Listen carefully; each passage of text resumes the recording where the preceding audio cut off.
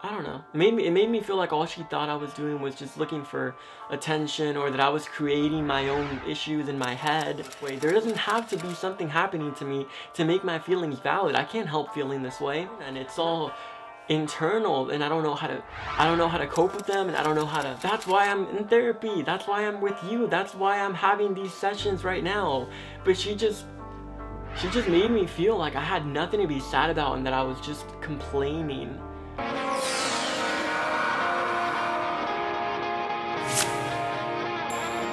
Welcome back to the twisted little world that you are now a part of. In this video, we're gonna dissect the other half of my brain to find out why I'm so unstable and very disturbed. So grab a shovel and let's dig up the demons from my past. Now, one of the most popular and common ways of treating any mental illness is through therapy or counseling. And that's what I'm going to be sharing with each and every one of you.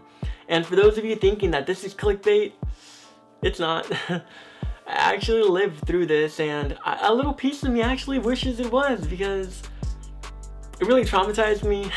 I should have known from the start that she wasn't professional, because there were plenty of red flags from the very beginning. Like, for example, her office was in a storage room. During our sessions, we'd be interrupted by people needing paper or supplies, and I was one of her very few patients that she had, because she was the supervisor and she worked in a lot of other facilities.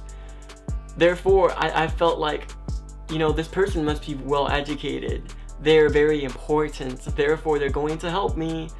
But it turned out to be the complete opposite. They didn't know what they were doing, you know? It's just so disgusting how you put so much faith into someone and you truly believe that they have good intentions and they're going to help you, and all you get in return is just comments like, you have nothing to be depressed over, you know, you're over exaggerating. It's really pathetic how you can't cope with your issues. In that very session, she mentioned how one of her patients had a lot more issues than I did, and he was coping with them in a much better way. In fact, she kind of brought up the fact that I didn't really have anything to be upset about. She told me that a lot of her patients have been abused as children and have a lot of issues at home, or I don't know, or bullying, something like that. But for me, I didn't have anything to be upset about. And she said it in such a harsh way. It basically made me feel like, I don't know. It made me feel like all she thought I was doing was just looking for attention, or that I was creating my own issues in my head, when in reality she doesn't know what I feel. Obviously it's in my head, it's in my brain. I'm sad, I'm depressed, I have anxiety. There doesn't have to be a reason for me to feel this way. There doesn't have to be something happening to me to make my feelings valid. I can't help feeling this way. I'm not creating my own issues, there are none. It's all internal, and I don't know how to cope with them, and I don't know how to fix it. That's why I'm in therapy. That's why I'm with you. That's why I'm having these sessions right now. But she just made me feel like I had nothing to be sad about and that I was just complaining. And after that, our connection was never the same. I stopped going. You know, I would go less and less, and eventually just stopped completely. And you know, at that point, I just had enough of all that negativity. You know, I wanted to see someone that actually cared about me and understood me and was willing to sit down with me and figure out what was wrong.